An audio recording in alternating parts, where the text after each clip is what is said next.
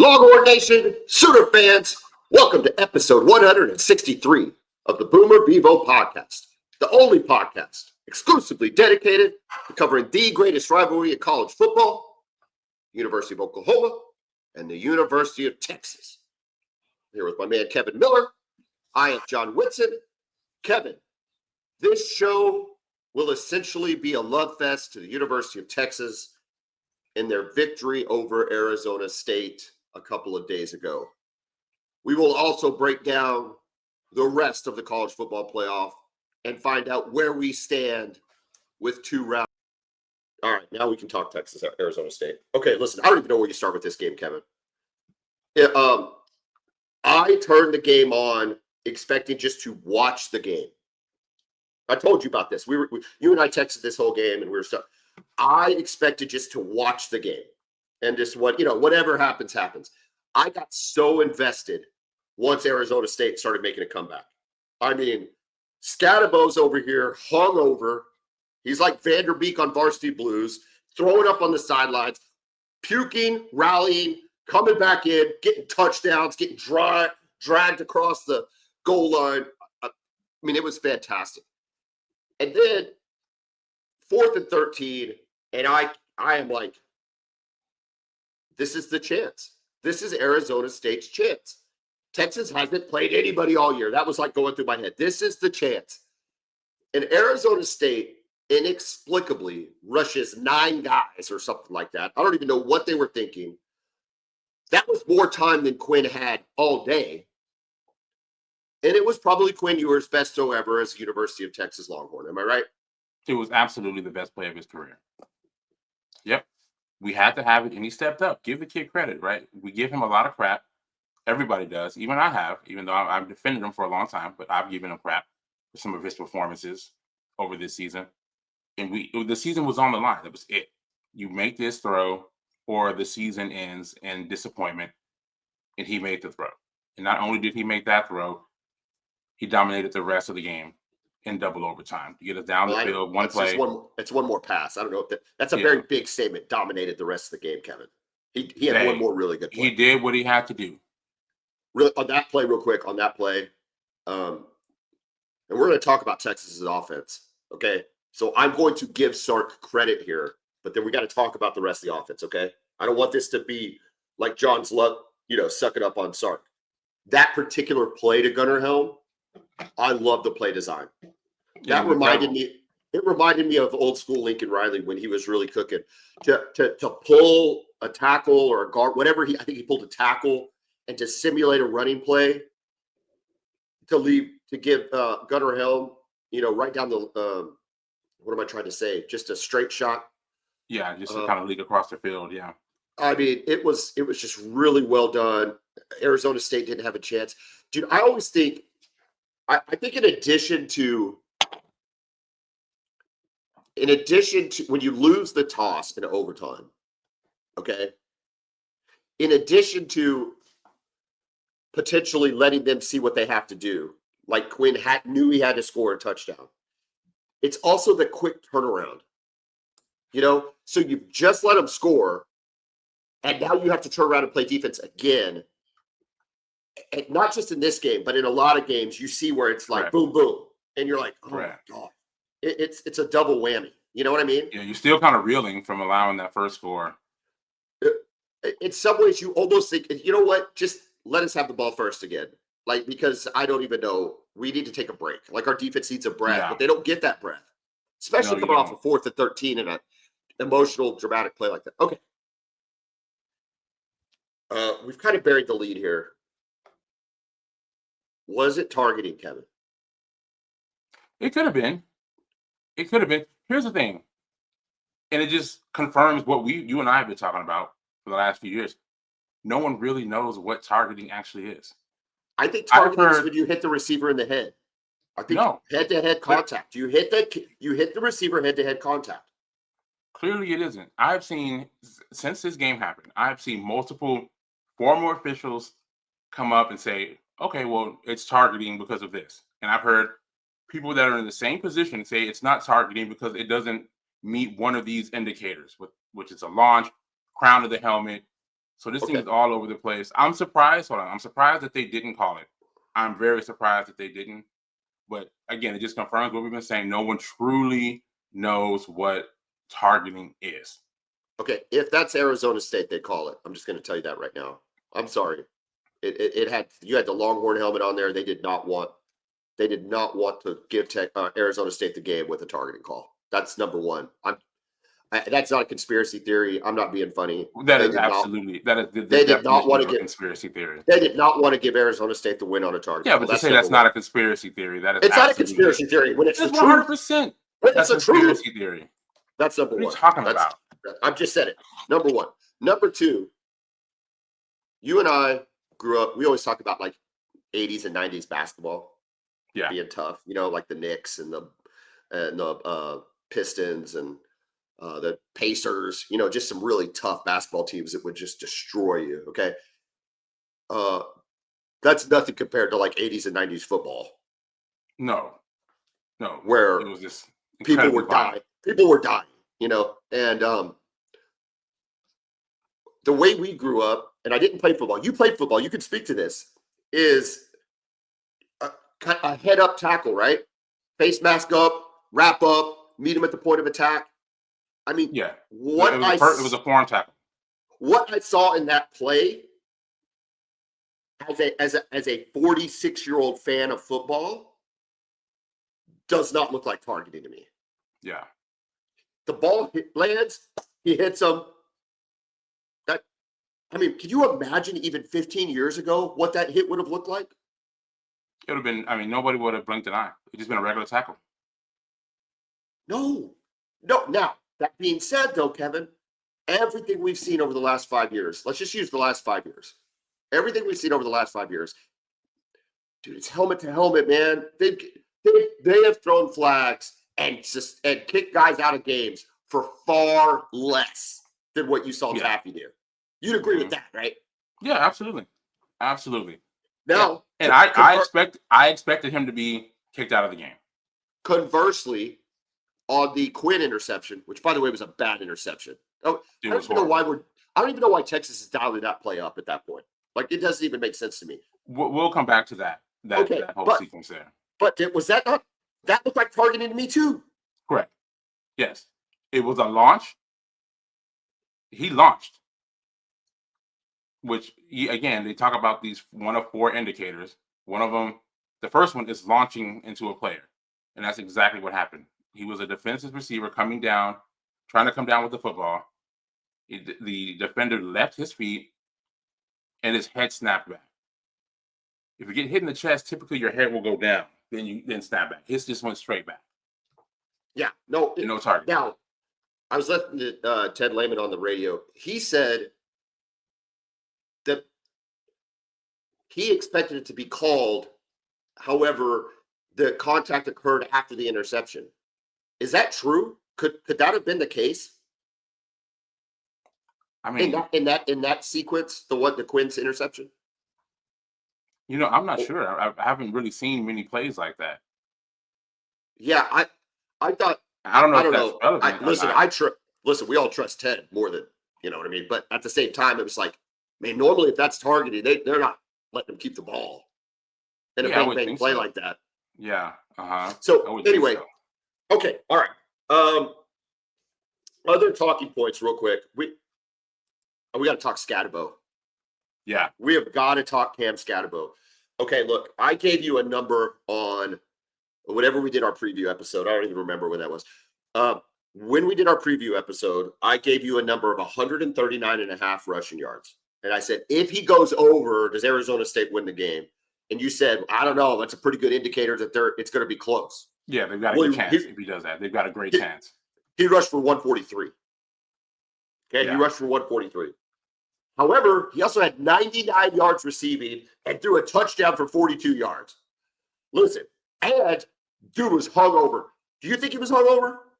No, I think he just was getting the crap kicked out of him in the first half. Dude, we were all over this dude. He can do anything in the first half. Agreed.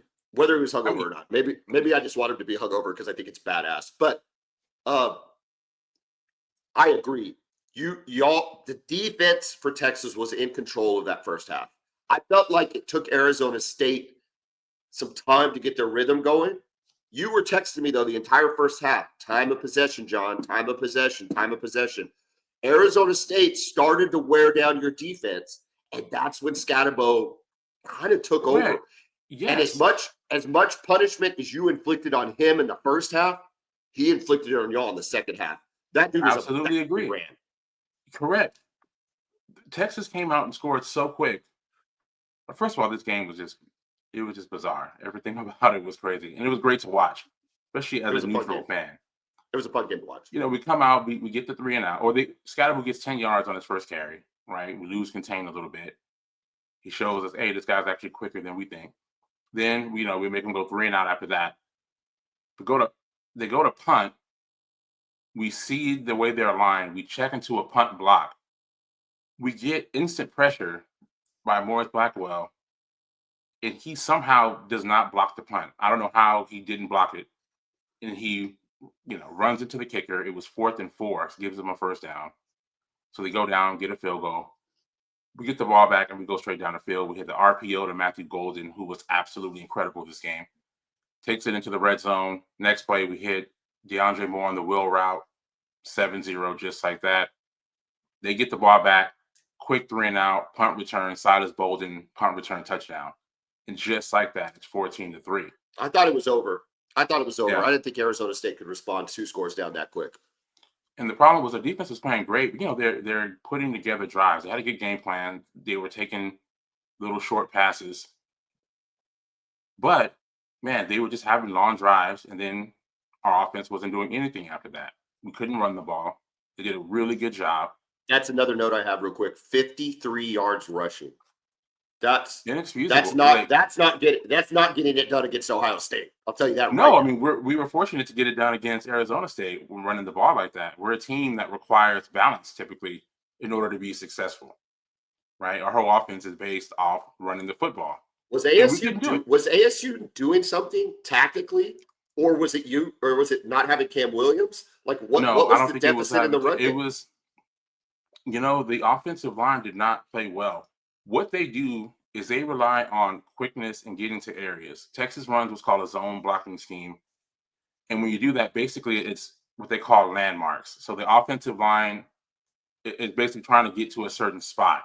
And the running back is trying to get to a certain spot. There's a flow of the play that has to happen for it to be successful. What Arizona State did is immediately at the snap, they were jumping to those landmarks and beating the Texas line to those spots, which made the run game ineffective. And they kept doing it. And Texas really it's frustrating because they never did anything to change it. They kept trying to do the same thing. Well, clearly not with 53 yards rushing. They didn't do anything different. Correct. Yeah, it was really, really frustrating. And that's what really led to the lack of success from the offense. And yeah, you go into halftime, and I think Texas had ran 22 plays. And again, we were playing great. We held them to only 3 points in the first half.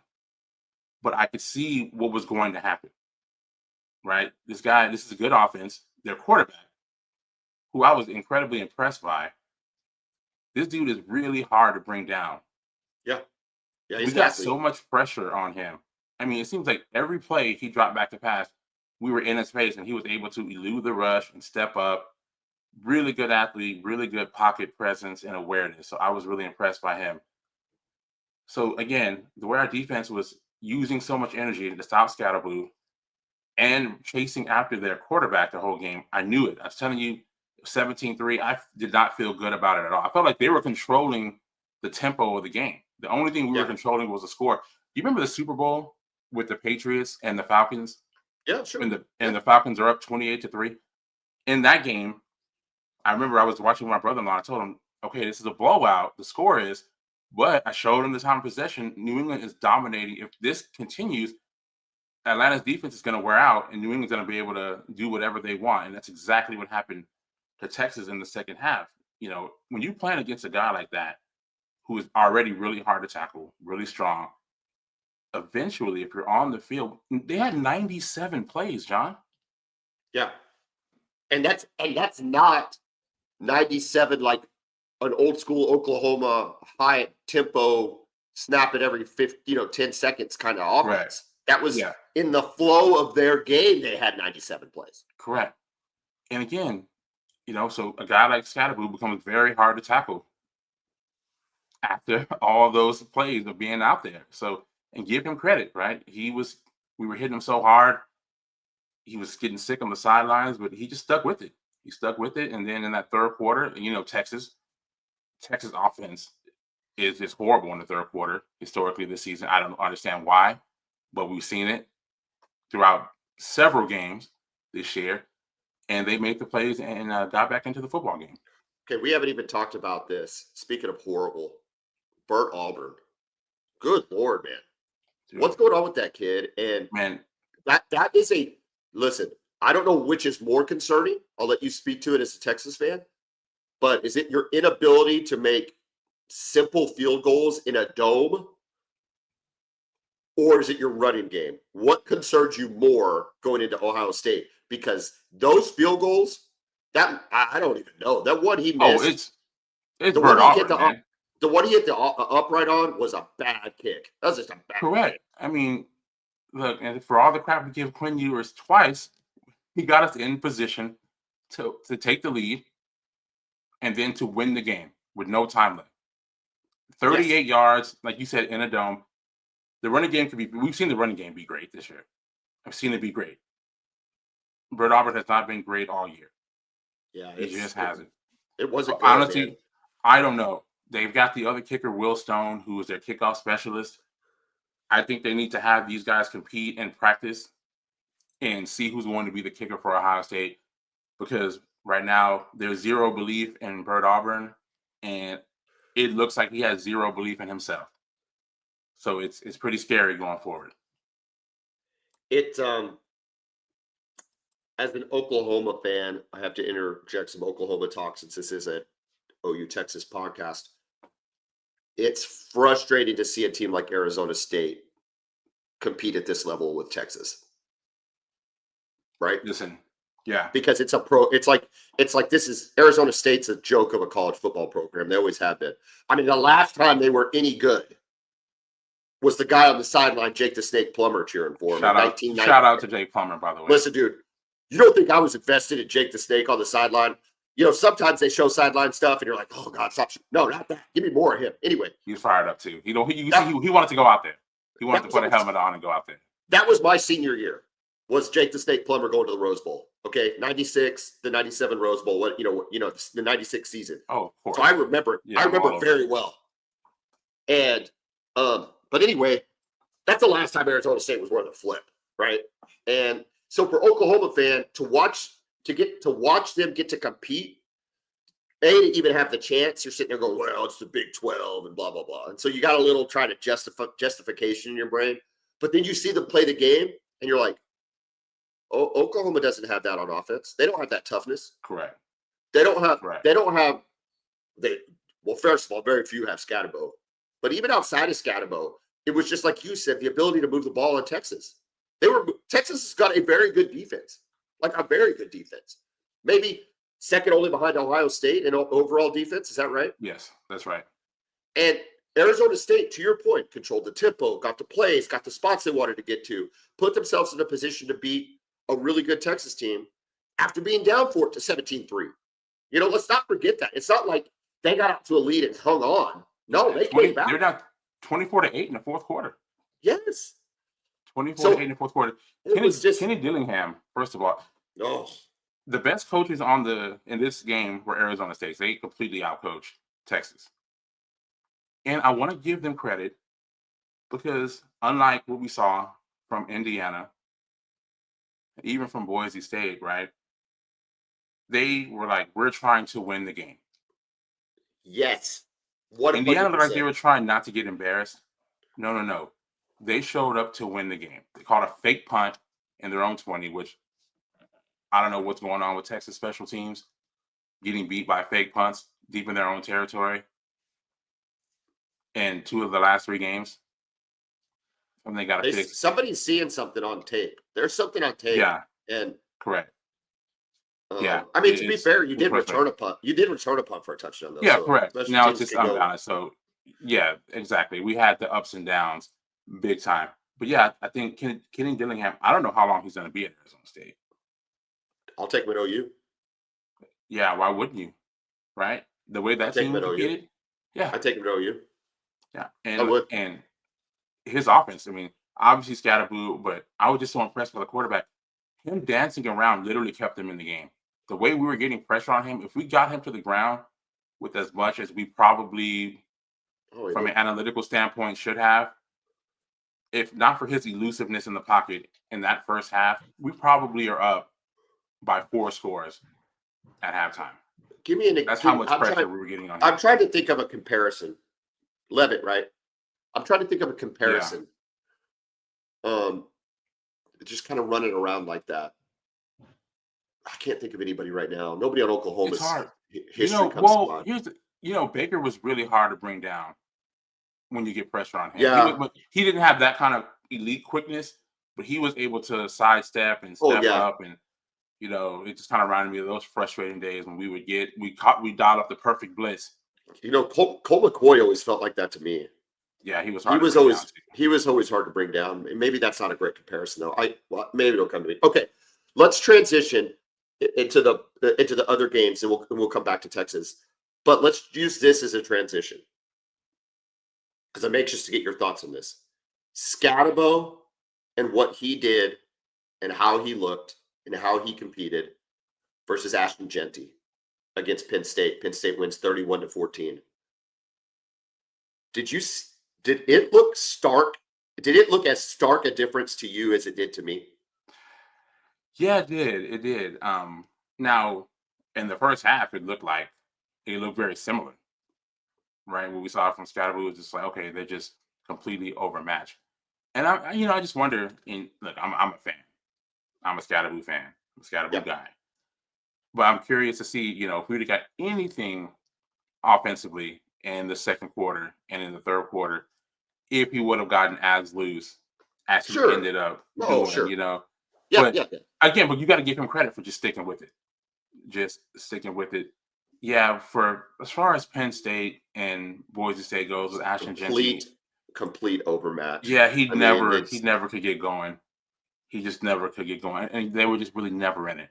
Those 2 fumbles too. You saw they pulled him out after the second one. Yeah, they didn't let him complete that drive. It was almost like, get your head on straight, bro. Like it was. Yeah, it's tough for him.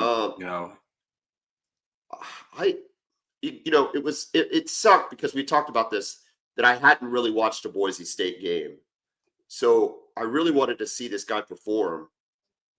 And I'm sure this wasn't the best example of it because of just how dominant Penn State is physically. So it was just kind of frustrating. Boise State, look, as far as Indiana goes and SMU goes, they're in Power 4 conferences.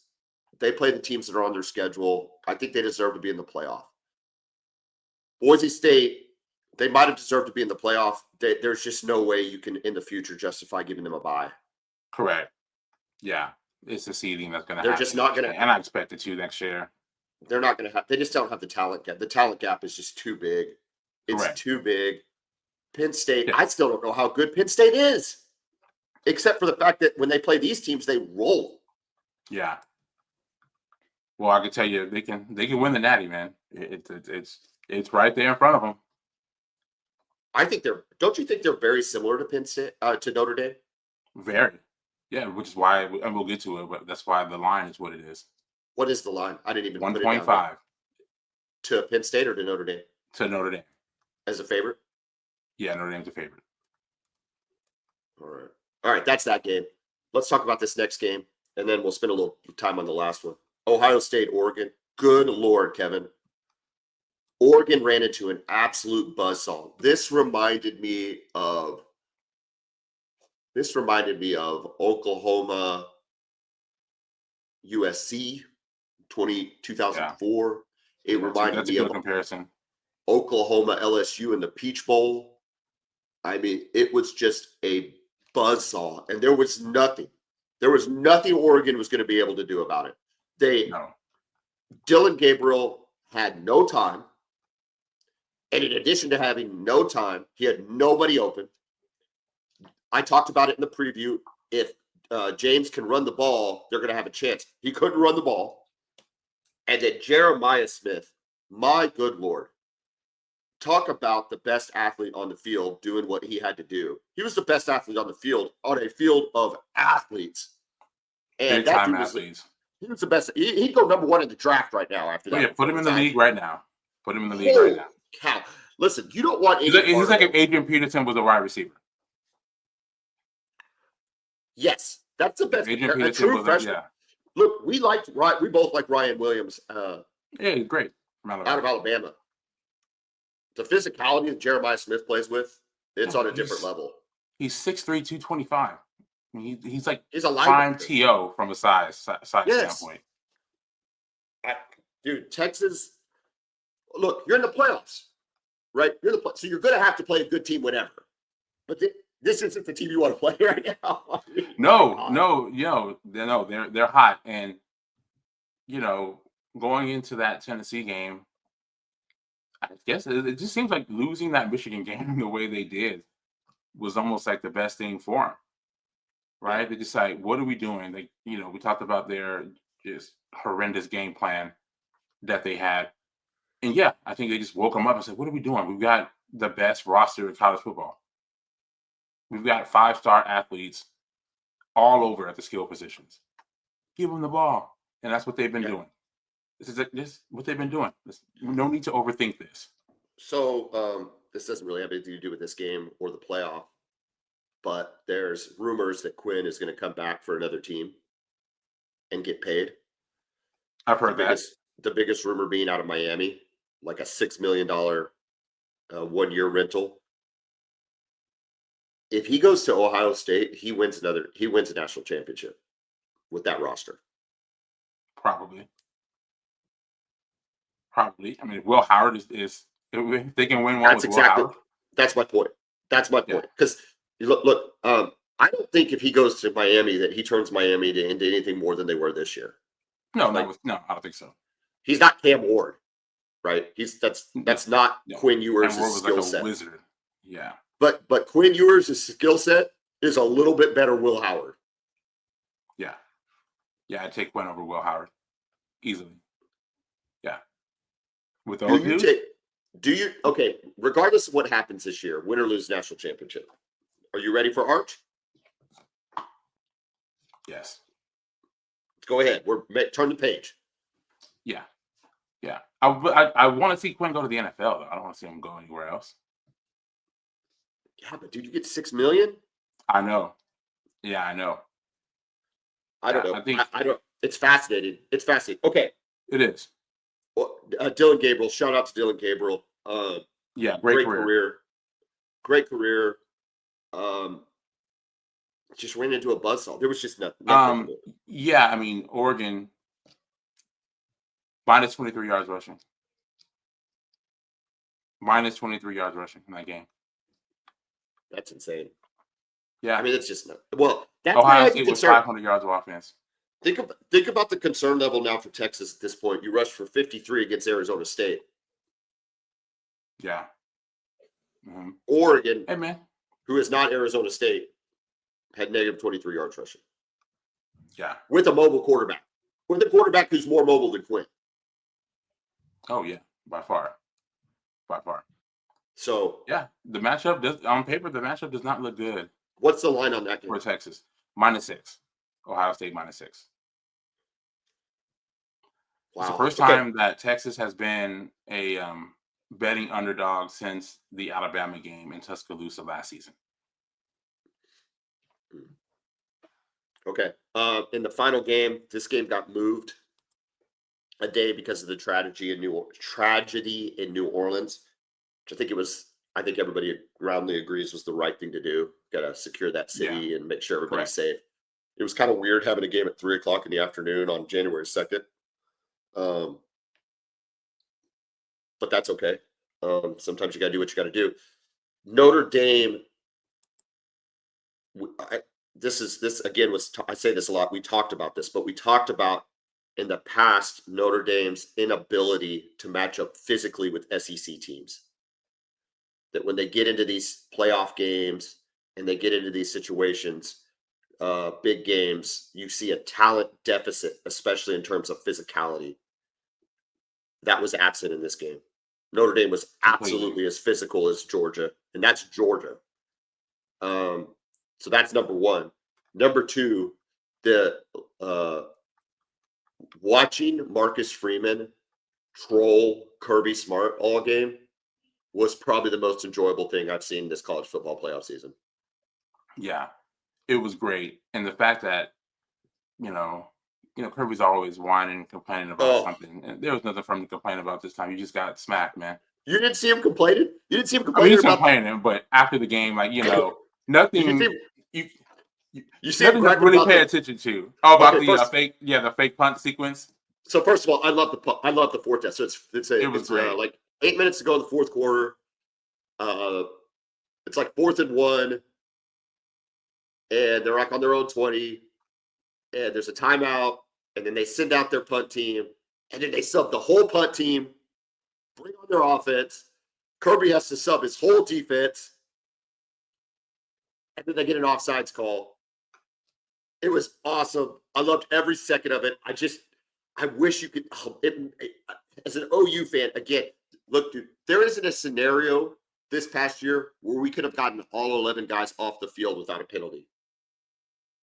And Yeah, to watch Notre Dame do it in the college football playoff in the fourth quarter to beat Georgia, it's like that's what good teams do. That's how they execute. However, a couple of notes about this. Number one, is there any merit to Kirby's whining and complaining that you're not allowed to do that? no, Because I've never heard that rule. I me think he's neither. full of crap. I think Me he's being a too. baby. Number Correct. two, did you see the wide receiver for Notre Dame jump? I didn't see it, but I did notice that the Georgia players were pointing at him. Go back and look at the clip. He jumps like he Wow, clear as day. and they never saw it. They never saw, or they didn't call it. Wow, that's Yeah, he crazy. jumped like he jumps. And but anyway, listen. As far as the football game goes, the difference this season between Notre Dame going up against Georgia and Texas going up against Georgia is the talent that Notre Dame has at running back. Yeah. They've got big guys who are fast at running back. Who's 23? Jeremiah Love? Love, yeah, Okay. He is a big dude. He's got some speed. Was it McElroy on the call? yes, McElroy kept saying, get him outside. Because when he would get outside on Georgia, he was picking up yeah. 8, 10 yards. But he kind of runs funny, right? He went a little bit high. Yeah, okay. Yeah, Yeah, I thought so. yeah. He runs But high. effective. But effective. But yeah, exactly. You have big running backs with speed. And I'm like, man, I wish Texas had that this year because they just don't. As good as Wisner has been for them, 1,000 yards rushing, which is You'll take it every more than year. I ever would have expected from him. But it just kind of makes you just having a CJ Baxter type out there. When Yeah. you go up against a defense like Georgia, he's going to be more effective than the likes of a Wisner or even a Jaden Blue. You need somebody who's fast and big. It's usually a good combination. Riley Leonard only throws for what you have, 90 yards. Yeah, yeah. He was 15 of 24 for 90 yards and a touchdown. Look, you said it though, dude. Georgia's been waiting to be exposed. This is Yeah. not the same Georgia team that won the title 2 years ago. They've been kind of living on the edge. They're not They as only got up exposed. for Texas. That's the only Yeah. time they just looked flat. They just didn't look, they just didn't have that crazy mindset that they typically have. And I understand it's hard to keep that up for year after year after year after year. So just Gunnar was a big Stockton. year. Did you? I mean, I didn't notice a drop off with Gunnar Stockton versus Beck. Maybe some leadership, but Yeah, maybe guys, some command of the offense type stuff, but dude, they were dropping wide open balls. Dude, he was they've putting been on doing it them. all year. Dylan Bell. I mean, they've been dropping passes all year. You watch those both games against Texas, they're just dropping balls all over the place. The crazy thing about this game, though, is a sequence that happened right, to end the first half and to start the second half. The game was 3-3. Yes. Notre Dame gets down there to kick a field goal, less than a minute left, in the second quarter, they kick it off back to Georgia. Georgia decides to try to be aggressive. Very first play, sack fumble, recovered in there. Next play after that, touchdown pass. So you go into halftime. It goes from being 3-3 to 13-3. Then they take the second half kickoff back for a touchdown. So literally in 4 plays, you had 3-3 to 21. 20-3. Yeah, you go from 3-3 to 23 in 4 plays. What a crazy sequence. And that was it. They didn't have to do anything really offensively that was special. I mean, they had what did they beat Georgia? They beat Georgia with, hold on here, total yards, 244 yards of offense Notre Dame had. And they beat Georgia by 2 scores. Okay, look, this is what concerns me about Oklahoma. All right, is exactly what you're saying. The point that you were making right here is, at the end of the day, in football, at any level,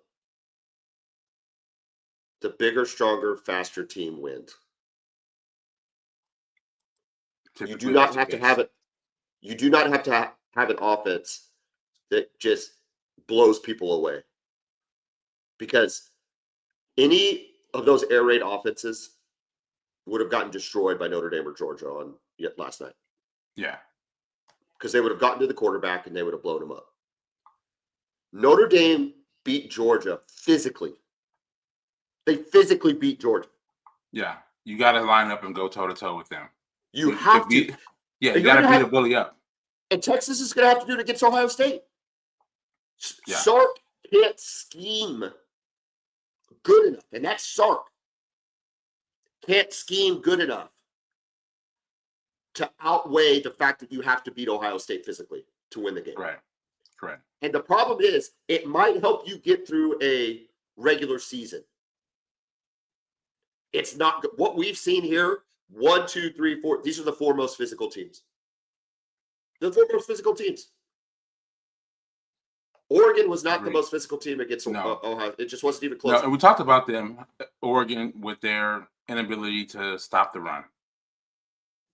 Right? Their defensive line, they got to push around quite a bit this year. 295 yards rushing to Penn State. So it wasn't a surprise when Ohio State was able to have a physical advantage over them. You said it. And that's the thing. And so when I look at this, when you look at this bracket, what you're reminded of is what wins in football all the time. Yeah. Good defense and physicality. Here's the deal. Maybe Texas isn't the most physical. I think they are. Of who's, not of who's left, but, whatever. But the reason why Arizona State was in the game, unlike Boise State or Indiana or SMU, is they were as physical as Texas. Yeah, they were able to match physicality. Yep. There was no, I don't know, window dressing. And that's why they won the Big 12 this year. And that's why they won their first year in it. Yeah. And so for me, for an Oklahoma fan, as I sit back and I look at this bracket and I say to myself, okay, well, we can get Ben Arbuckle. And we can have him scheme guys open, which did not happen last year. And we can have a better record than we did last year. But until we match up physically with teams, we're not making it out of the first round of the playoffs. And that's to say we get to the playoffs. My God, that's a dream. So, it's I don't know. That's when I look at this bracket, I just see the extreme physicality of these 4 teams, and I'm impressed. I'm impressed and realize Oklahoma has a long way to go. Yeah. Well, you want to talk about Oklahoma? Yeah, real quick though, let's review our picks. Because I actually had a very good week of college football playoff picks. I went 4-0 to improve. Did you really go 4-0? Yeah, because I had Arizona State covered. I thought you had Oregon. I don't think I had Oregon. Okay. No, we both picked Ohio State. I'll double check. Okay, cool. No, that's cool. I thought for some reason let me just make sure. No, I wrote down Ohio State. Okay. So, but anyway, so I went 4-0, 40, 44, and 1 though. I'm still four below 500. You are right at 500 because you went 2-2. So you are 42, 42, and 1. So we'll have 1, 2, 3 games left. I can't get to 500, but I can get close. I can get close. Yeah, I don't know. As far as Oklahoma goes, word on the street is Wes Goodwin, former defensive coordinator for Clemson. He just got fired by Dabo Sweeney, is in line to probably accept the job at Oklahoma. I got to tell you, if things are meant to not fire up Oklahoma fan this season and this offseason, this is just right in line with it. It's like, this is where we're at. The guy that gets fired from Clemson, who had a okay season but got beat in the first round of the playoffs and for that matter, backed into the playoffs. This is the guy we're hiring. Texas ran for almost 300 on Clemson. I don't know what we're talking about. Yeah. I mean, honestly, I'd rather us promote internally.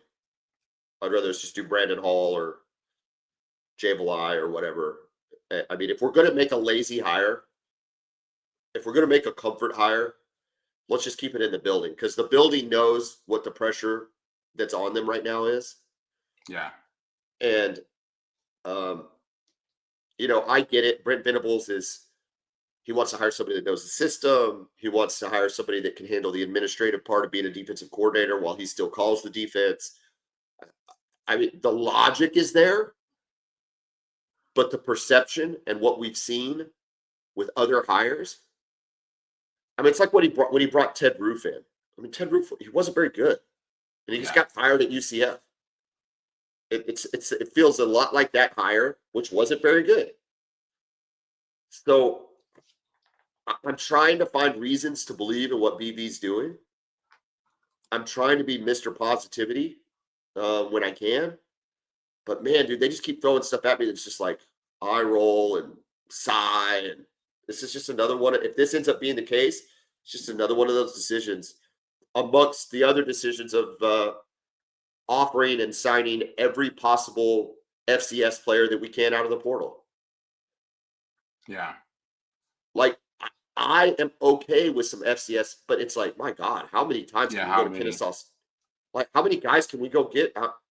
It's disconcerting. It feels weird. I don't like it. Yeah, especially if you're going to be really relying on these guys to be more than just depth pieces. Like, are you expecting these guys to be starters? It just, and again, you can find hidden gems at that level, but it sounds like a lot to expect these guys to go from Kennesaw State to the SEC.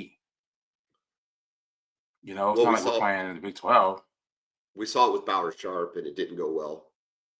No. It didn't go well. No, especially the role he was asked to play, right? Yeah. Have to be your leading receiver. Had he been your fifth receiver, okay, you get his athleticism matched up one-on-one, you can have something there. But the fact you have to rely on him, and if you have to rely on, guys from Arkansas, Pine Bluff, and some of these other schools, it seems like it's a lot to ask from those type of guys. Look, it's concerning. I don't think there's any way around it. I want to say that there's a method to the madness. I want to say that there's a process that if we can follow, we'll be in good shape. I mean, I want to have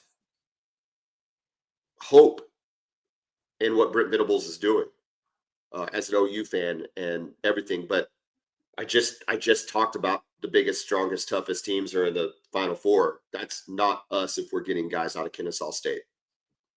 Yeah. Just not. There's no way around it. It's not happening. And yes, Scatabo came from Sacramento State.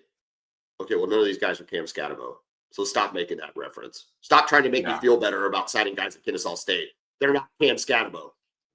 Yeah. I hope they are, but they're not. Yeah, so, you wouldn't expect them to be. Seems like a pretty rare deal. And that's fine. I mean, again, I have been on record as saying you had to spend money on Mateer. You had to spend money on saving your defense. You have to spend money to keep your offensive line together. You have to spend money. So you're going to have to be strategic about your other positions. But my God, do we have to get every FCS player in the portal? Like, it just Yeah. It's really, and here's the deal too, Kevin. Now the guy at Pine Bluff, I think he might be really good. Gibson, Right. whatever his first name. I think he could be really good. He's got the stats to show and indicate he dominated at Pine Bluff. For whatever that means. At his competition level, he was clearly a step ahead or a step above his competition. But the other guys are just like regular dudes with regular stats. So I don't know. It's frustrating, man. It's frustrating to see two different programs. I mean, this podcast is based on being the greatest rivalry in college football, and I will take that to my grave. But to see the two directions the programs are going in is frustrating. Well, yeah, just to kind of flip it back to Texas, man. Yeah, just to be in the semifinals in a playoff and a 12-team playoff to make it to the semifinals, man. It's awesome. So especially real quick. Speaking of that, y'all did not get a bye. Nobody that got a bye won their game.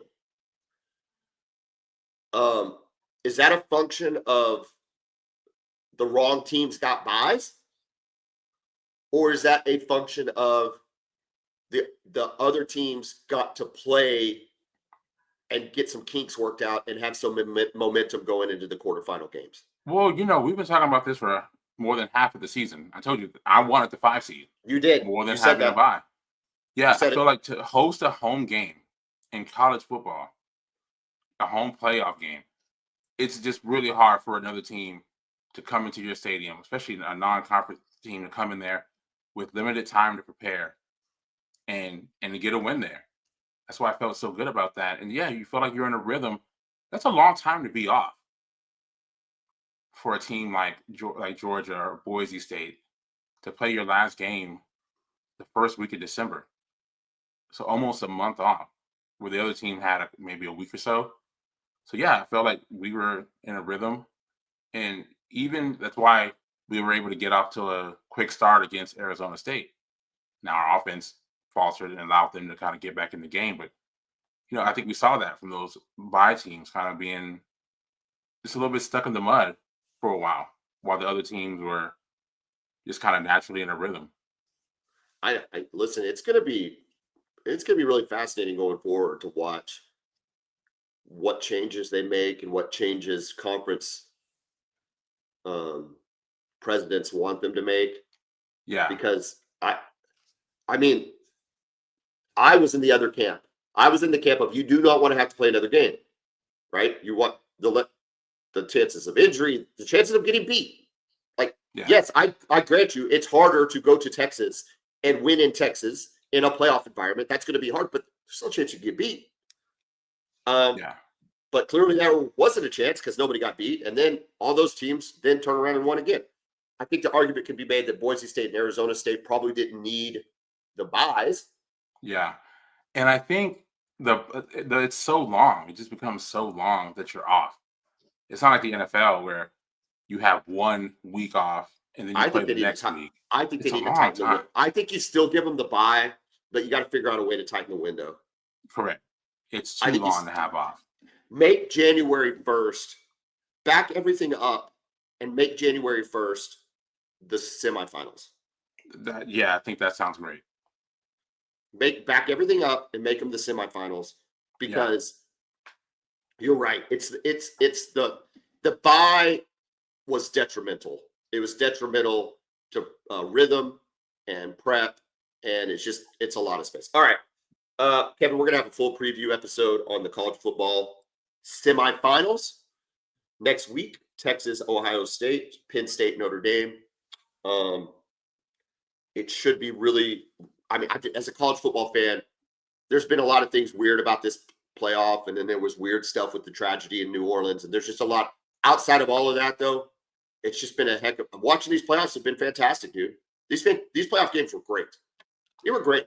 That Arizona State Texas game, and I was pulling for Arizona State as about as hard as I've pulled for a non-Oklahoma team in a really long time. It was a great football game. It was a great football game, regardless of who wins. It was awesome, and we need more of that. I mean, I was really glad to be a part of it. It probably took a year or two off of my life Well, you look a little grayer today. You look a little grayer. Yeah, That's all man. right. It was very Hey, dude, stressful. you're like Obama after a year in office. Yeah, after You know what I'm saying? Isn't it crazy how presidents age? It is insane, man. Oh my gosh, it's too much. Here's the bracket here if you're watching on YouTube. Yeah, I mean, just to see Texas still in it.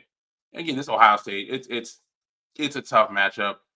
But what I like about this is I kind of like being back in the underdog role, especially everybody's mad because of the targeting deal, right? So everybody's Yes. like, okay, well, you're going to get killed by Ohio State anyway.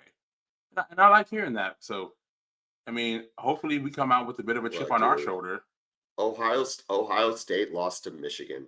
Ohio State Yeah. lost to Oregon earlier. This is look, they have the capacity to be one of the all-time great teams. Yeah. They have so much They really talent. do. They've got the talent, and the problem with Ohio State is you mentioned the talent they have at the skill positions, which might be the best of all, which is the best of everybody left. Yes, easily. I think y'all have the best quarterback, though, right? Y'all have the best Yes. quarterback. I But think so.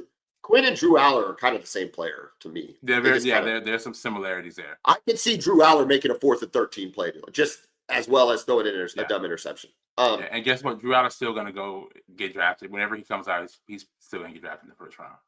But you know what I'm saying, though, right? Like, I'm not trying to even be mean. Oh, yeah. I'm not even being. Yeah, I know what just, you're saying. but Will Howard is. Riley Leonard might be the worst of the bunch, but he might be the toughest of the bunch. Yeah, the guy's just a football player. Having those mobile quarterbacks, man, it gives you hell. Anyway, and that was a formula to beat Georgia. My point about Ohio State is there's so much focus on the skill positions. Dude, it's their trenches, man. Their offensive line, their defensive line, their linebackers. And I know we're talking about the trenches here, but their safeties are really good, man. So Quinn, you can't be doing floating those balls up there and just seeing what happens.